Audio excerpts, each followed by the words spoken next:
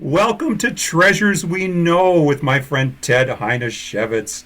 Ted, thank you for joining me. Of course. Oh my gosh, you are a prolific maker and a relentless performer, appearing solo as part of our band, the International Treasures, and in your rock band, Hebba Jebba. Where do you think this drive to create originated? What keeps you at the level at which you do these creations? Hmm. I don't even know how to answer that question. I seriously don't know. I don't even have a clever answer. I just don't know how not to do it. That's the Oh, best answer I could give. I love that. I don't know how not to answer. This will be the second day in a row I've quoted the movie Blast from the Past. When Christopher Walken talks about forcing somebody out at second or third, and he's trying to teach his son this, and it's like they have to run to second base because he must. Because he must. I think it's because I must. I Oh. don't have a good answer. I think it's No, just that's the most elegant and beautiful answer because you must. because I must. Yeah. Oh, beautiful. When I first met you, you were in the process of releasing Just for Show, and you had an interview show called the Just for Show Show, and it lives Yes. on lives in infamy over at YouTube. Yeah.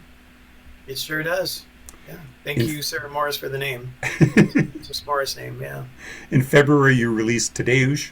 The saying goes, "The project changes the artist." How do you think you've evolved as an artist between those two projects? What has this evolution looked like for you, Ted Heineshevitz?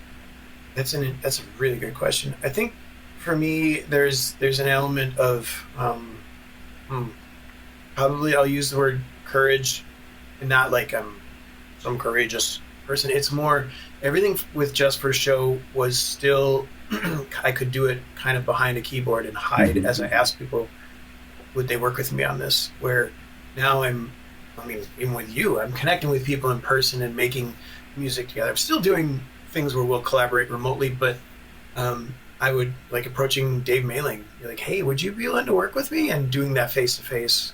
So that part is changed. And I feel like it's the evolution from Just for Show into this last 5 years have been that for both of us, right? We both have kind of Mm-hmm. grown into that in a way that I think you're similar, right? Where on our own we would have never done this, but we have good friends who've kind of pushed us out of the nest. So I think yeah. it's really amazing that you say that because I've always seen you as somebody who just goes out and does. But to get that background perspective, I can see that you're more apt to just go up and ask people, like your collaboration with Leslie Rich and the Rocket Soul Choir. Yeah, Yeah, that's awesome. yeah. One of the things that people will notice when they watch you perform is how you present a song and exude this on-stage electricity, this joy. What do you love about performing? What feeds you on stage? Yeah, I think it's interesting, and I'm sure I'm not unique in this. I don't know that I'm the best communicator in person. Like I can ramble on, like probably already doing in this interview. I can get awkward at times, and I might even forget where I was as I'm telling a story or something Hmm. like that. But on stage, it just feels like things flow. You know what I mean? And I don't know, and like, and in a song where you can kind of get your point across, even if your point is vague. You kind of have more confidence, and that's weird. And maybe because I'm not thinking about myself in that moment, that's really weird to Ah, say. My lack of confidence, I think, is kind of a weird pride thing, to be honest. Like I'm not good enough, and which is pride. It's a lie. Number one about any of us, but number two, I'm thinking about myself too much on stage. I'm not. It's like this cool, really beautiful connection, you know. oh, So I really love that explanation. Oh my gosh. yeah. Um, like I mentioned, you are a prolific songwriter, having a Mm. co-write appear on Sarah Morris's latest album, Say Yes. What keeps you writing? What does songwriting feed inside of you? You okay? I learned it from watching you.